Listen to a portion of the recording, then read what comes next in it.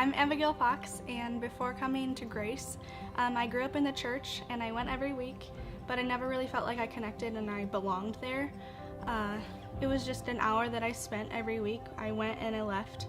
But in January of 2017, I lost my mom, and for about 3 weeks we had stopped going to church. And it was probably the lowest point of my life, and I felt really alone, and it was just a very dark time of my life. And our neighbors saw that we were hurting, and they invited us here to Grace, and it just changed my life for the better.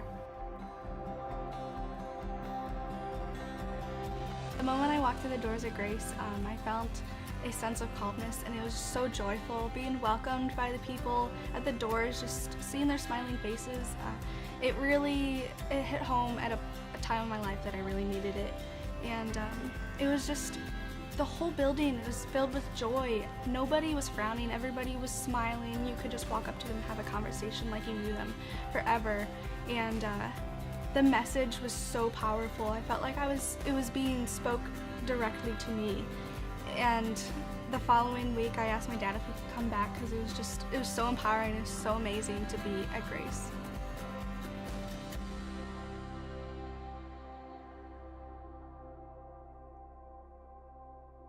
About a month after attending Grace, I felt a tug on my heart, and I realized that I really needed to evaluate my soul and just understand what Christ did for me. And eventually I accepted him into my heart, and just the realization of what he did for me, and that God would send his son to die for me, to save me from my sins so that I might be with him.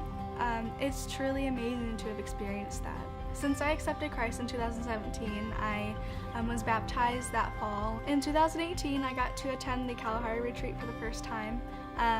It was amazing to see everybody worshiping with their hearts and everything they have. I also learned about the school that I'm now attending, Cedarville, and there everybody is just wanting to pour into you and wanting your faith to be first and foremost. And it's amazing to study there and be able to be pursued by Christ like that. And without Grace and everyone here, I would be a completely different person.